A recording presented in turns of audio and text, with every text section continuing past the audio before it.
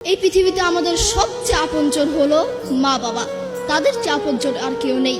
আমাদের উচিত তাদের সাথে সুন্দর আচরণ করা, তাদের সাথে সুন্দর ব্যবহার করা। আপনি যদি তাদের সাথে খারাপ আচরণ করেন, আপনি যদি তাদের সাথে বেয়াদবি করেন, আপনি যদি তাদেরকে গালি দেন, তারা যদি আপনাকে একবার বদদুয়া দেয়, আপনার পুরো জীবন নষ্ট হয়ে যাবে, পুরো লাইফ নষ্ট হয়ে যাবে।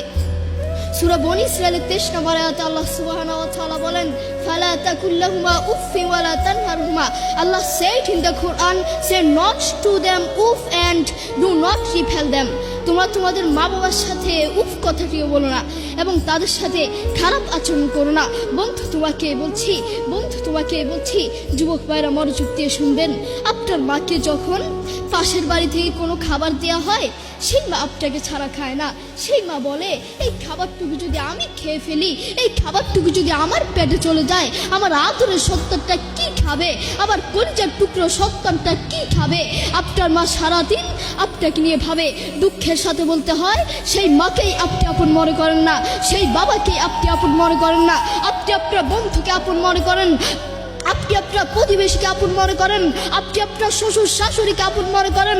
আপনার যদি একদিন ডায়রিয়া হয়, একদিন রোগ হয়, একদিন বড় কোনো ক্যান্সার হয়, ওই বন্ধু আপনার কাছে আসবে না, ওই প্রতিবেশী আপনার কাছে আসবে না, কিন্তু আপনার কাছে আপনার মা এবং বাবা আসবে।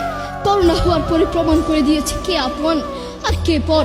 করোনা হওয়ার পরে বন্ধু বন্ধুর কাছে যায় নাই, করোনা হওয়ার পরে স্বামী স্ত্রীর কাছে যায় নাই, করোনা হওয়ার পরে একজন প্রতিবেশী আরেকজন প্রতিবেশীর কাছে যায় নাই।